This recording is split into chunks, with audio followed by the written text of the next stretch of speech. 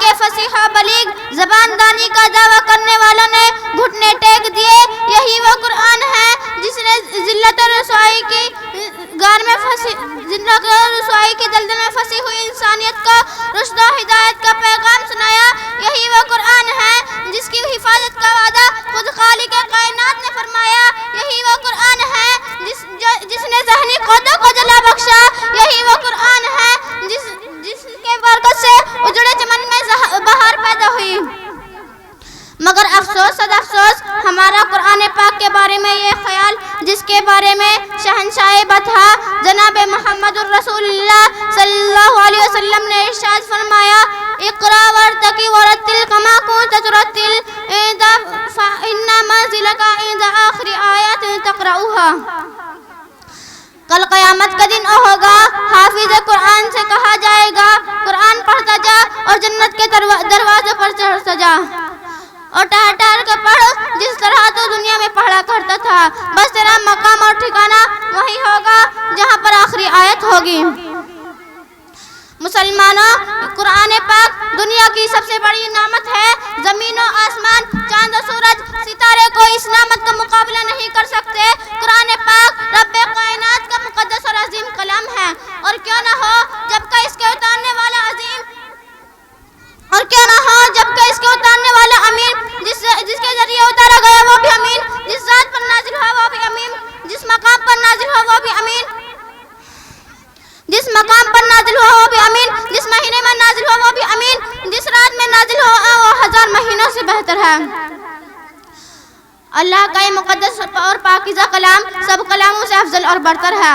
حدیث پاک میں آتا ہے، فضل الکلام اللہ کا فضل علی سائر الکلام علی خلق اللہ۔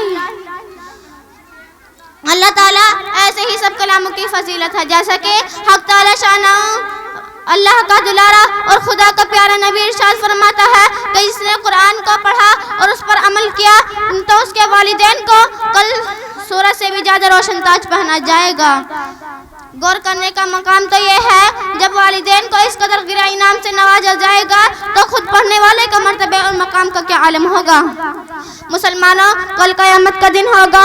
10 ایسے آدمی جس کے لیے جہنم واجب ہو چکی ہوگی، حافظ قرآن اپنے رب کی بارگاہ میں سفارش کرے گا، پروردگار عالم اس کی سفارش قبول کریں گے اور ان کو اس حافظ قرآن کی برکت سے نجات عطا ہوگی۔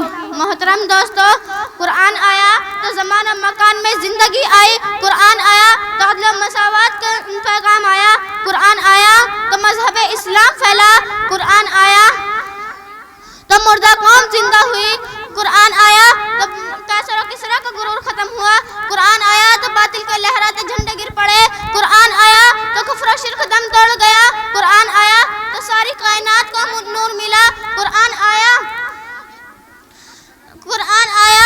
تو باطل کے لہراتے جھنڈے گر پڑے، قرآن آیا تو ایمان ملا، توحید ملی، قرآن آیا تو ایمان ملا، توحید ملی، قرآن آیا تو تاریکی کافور ہوئی۔ آخر میں یہی دعا کرتی ہوں، خداوند القدس ہم سب کو قرآن پاک کی دولت سے مالا مال فرمائے اور ہمیں قرآن پاک سیکھنے اور سکھانے کی توفیق عطا فرمائے۔ الہی رونق اسلام کے سامان پیدا کر، الہی رونق اسلام کے سامان پیدا کر، دلوں میں مومنوں کے الفت قرآن پیدا کر، وما علینا الا البلاغ۔